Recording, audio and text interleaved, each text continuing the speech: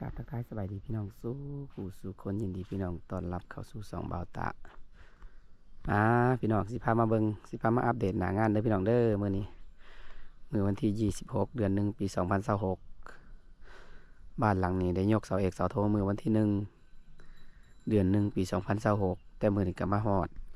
วันที่26เดือน1ปี2026ก็ได้เสร็จสิ้นไปแล้ว1ขั้นตอนพี่น้องเอ้ยขั้นตอนแรกของบ้านหลังนี้ก็คือยกเสาแล้วก็เทคานตั้งเสาเทคานเนาะตามภาษาบ้านเฮาเอิ้นตั้งเสาเทคานทำงานตามงบนะพี่น้องก็ได้เสร็จสิ้นไปแล้วเรียบร้อยพี่น้องเอ้ยแล้วไปได้2 มื้อแล้วแต่ก็บ่ได้ถ่ายบ่ตะกะ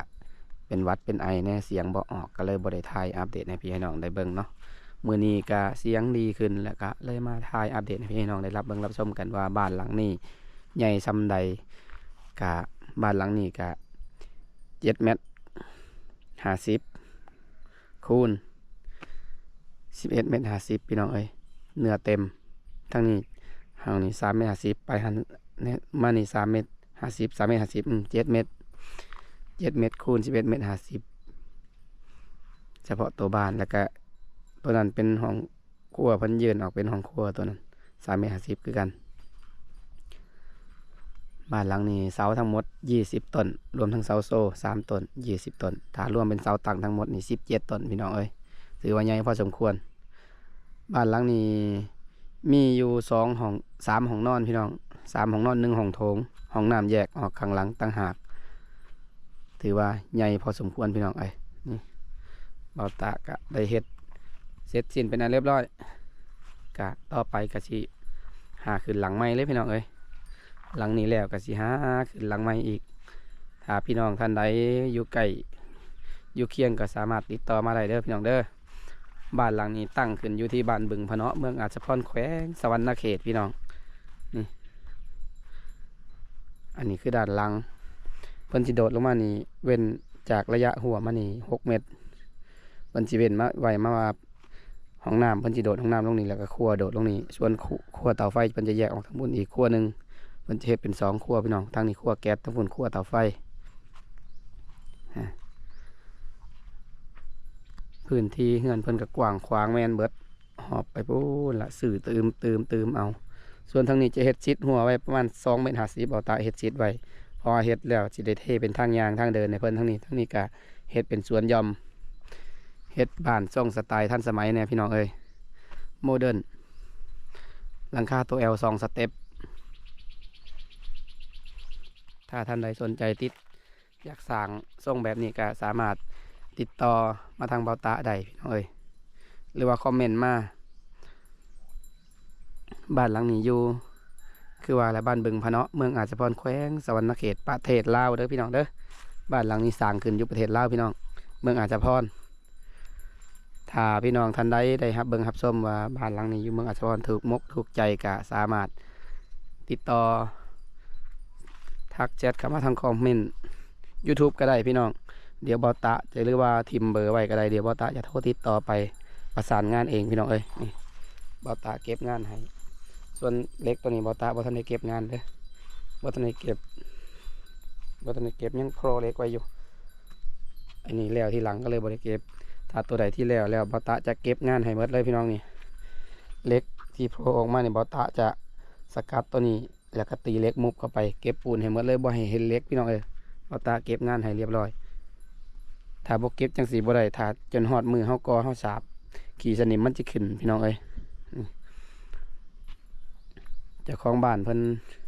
ที่แรกว่าสิเอาดินเขามาถมนี่บัดนี้เจ้าของบ้านเพิ่น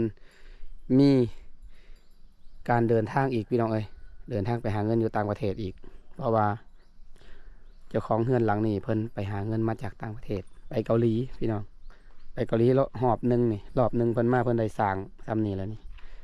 รอบหนึ่งแล้วก็ซื้อดินแน่เฮ็ดหัวเฮ็ดสวนให้สวนนาแน่กะถือว่าได้หลายพอสมควรอยู่พี่น้องสร้างได้ซ้ำนี่ก็ถือว่าโอเคถือว่าเป็นคนที่ขยันขันแข็งและก็เก็บเงินได้ดีพี่น้องคือว่าบ่ได้ใส่ใจสลุยสลายนะพี่น้องนะเก็บเงินได้โอเคเลยล่ะถ้าเบิ่งเพิ่นมาอีกรอบนี้ว่าสิขึ้นโครงหลังคารอบนี้จะมาอีกกับประมาณเดือน9หรือเดือน10ถ้าเพิ่นได้ต่อ 2 เดือนอีกก็น่าจะ7 เดือนคือเก่าก็น่าจะเดือน12 11 12กลับมาคือเก่าเวลาเดิมพี่น้องเอ้ยแล้วก็บ่าวตะก็จะได้มาประสานต่อเรื่องหลังคาพี่น้องสำหรับงานตัวนี้งานพื้นฐานหลักฐานตัวนี้ก็แล้วซำนี้พี่น้องเอ้ยเมิดแล้วบาทนี่ส่วนคานตัวนี้ก็ที่แรกว่าจะเฮ็ดเป็นคานกันดินเลาะมานี่บัดนี้เพิ่นว่าเมิดงบแล้วเอาเงินไว้งบเป็นการเดินทางแน่ก็โอเคบ่เป็นหยังเฮ็ดย่ำใดก็ได้เพราะว่าเฮาเฮ็ดได้ขึ้นซ้ำนี้แล้วนะ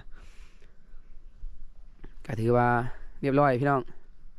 ก็อยู่ตามนั้นแหละพี่น้องถ้าท่านใดสนใจอยากสร้างเนาะเฮือนทรงนี่สไตล์นี่ก็สามารถฝากเบอร์โทรเข้ามาได้เพราะว่าเฮือนนี่บ่าวตะจะเฮ็ดเป็นการลดสเต็ประเบียงหนาไว้ให้เรียบร้อยพี่น้องบ่ต้องระแวงบ่ต้องคิดคำนึงว่าสิลงทางใดขึ้นทางใดนี่จากเสาตัวนี้บ่าวตะจะไล่ลูกคันบันไดให้เรียบร้อยแล้วก็ตัวนี้เป็นสเต็ปของรถหนาระเบียงบ้านบ่าวตะลดไว้เรียบร้อยเป็น10 เซนเนาะลดให้เรียบร้อยสเต็ปตัวนี้บ่าวตะลดวนให้เลยเรียบร้อย10 เซนตัวนั้นก็กันลด10 เซนพี่น้องเอ้ยบ่ได้เฮ็ดเป็นเนื้อเดียวเด้อพี่น้องเด้อเฮ็ดเป็นเนื้อเดียวมันสิขึ้นยากลงยากพี่น้อง